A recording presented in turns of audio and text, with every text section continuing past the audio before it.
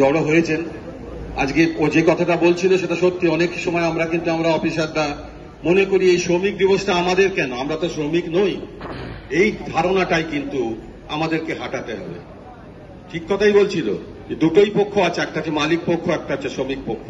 মালিক পক্ষ সরকার, আর বাকি আমরা যারা ব্যাংকে কাজ করি, স্কেল 1 থেকে শুরু করে একদম টপ পর্যন্ত, যে মালিক নয় সে কিন্তু শ্রমিক।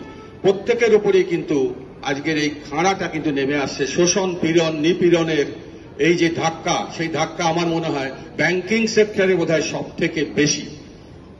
অন্য কোন সংস্থাতেই শোষণ, পীড়ন, নিপীড়নের এই জায়গাটা কিন্তু এতটা নেই।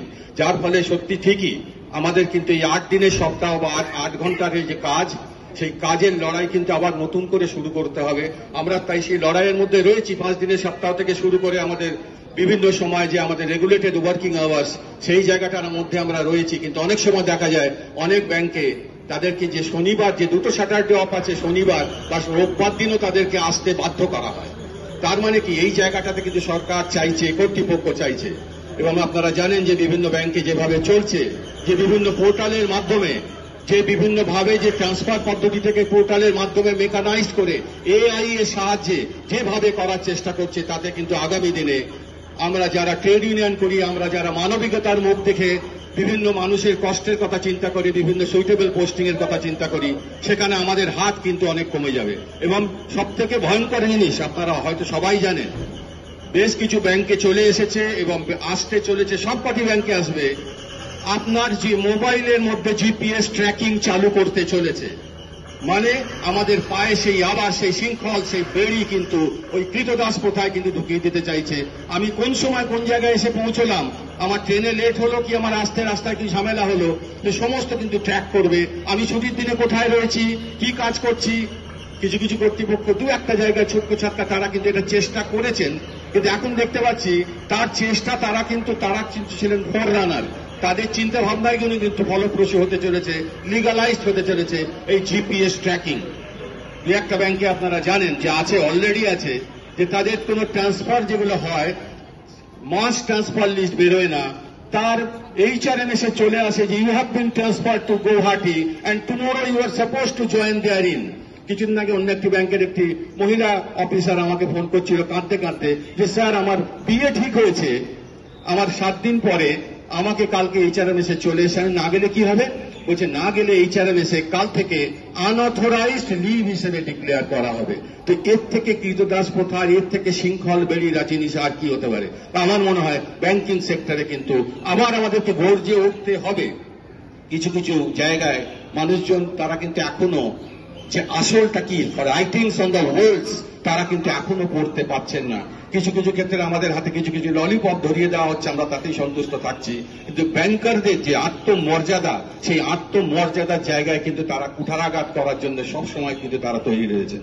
কারণ এই যে মে দিবস, ও ঠিক কথাই বলছে যে মে দিবস হয়তো বন্ধ করে দেবে। আজকে দেখুন মে দিবস গুটি কয়েক রাজ্যতে আজকে কিন্তু ছুটি আছে, বাকি জায়গায় তারা কিন্তু জানেও না মে দিবসটা কি। আমাদের ব্যাংকার ভাইরা তারা কিন্তু কাজ করছেন এবং নর্মাল ভাবে তারা কিন্তু কাজ করছেন। আজও কিন্তু ভারতবর্ষে কিন্তু মে দিবস সারা ভারতবর্ষ ব্যাপী কিন্তু ছুটির ব্যবস্থা হয়নি। যখন এই গত পরশুই আমি ইন্ডোর মিটিং এ ছিলাম, ওদেরকে বলছিলাম যে 1 তারিখ আমাদের ওপেনিং। স্যার 1 তারিখ कैसे? 1 তারিখ ছুটি है क्या? মানে হ্যাঁ हमारे यहाँ ছুটি है। हमारे बड़े बड़े लीडर, हमारे অনেক বড় বড় নেতা, তারা কিন্তু জানে না যে 1 তারিখটা কি। আমরা এটাকে পালন করি এবং আমরা এটার মর্যাদাটা বুঝি, কিন্তু অন্য জায়গায় কিন্তু তারা এই মর্যাদা বোঝে না। আমি সেইটাই এই জন্যই বললাম যে they cannot see the writings on the walls. But প্রত্যেককে কিন্তু এই এক জায়গায় আসতে হবে।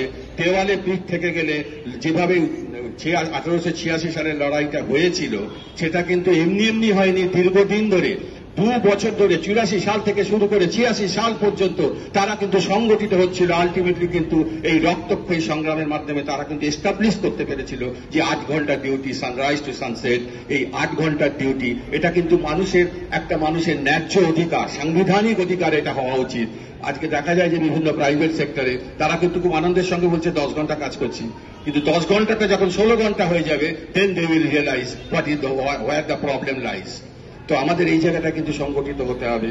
ব্যাংকারদের সংগঠিত হওয়া ছাড়া আর কোনো রাস্তা নেই। আমার মনে হয় ব্যাংকিং সেক্টরে যেভাবে ও যে কথাটা বললো যে হ্যাঁ সেই সময় হে মার্কেট স্কোয়ারে যেটা ছিল সেখানে কিন্তু কোনো সংগঠিত কিন্তু দল ছিল না, টুকরো টুকরো গ্যাং কিন্তু তারা একত্রিত হয়ে যদি আন্দোলন করতে পারে। আর ব্যাংকিং সেক্টরে দীর্ঘদিনের পরীক্ষিত যে জায়গা, সেই বদ্ধভূমি, সেইখান থেকে কিন্তু আন্দোলন করা কিন্তু খুব সোজা। এবং আন্দোলন ছাড়া, চাপ সৃষ্টি করা ছাড়া, লোক নিয়োগ ছাড়া আর কোনোভাবেই কিন্তু, কারণ হচ্ছে বিভিন্ন কর্তৃপক্ষ জানে, সরকারও খুব ভালো করে জানে। সরকার আজকে চিৎকার করছে যে বেরোজগারি আমাদের কাছে সবথেকে বড় সমস্যা, কিন্তু বেরোজগারি সলিউশন কিভাবে করতে হয় সরকার কি জানে না?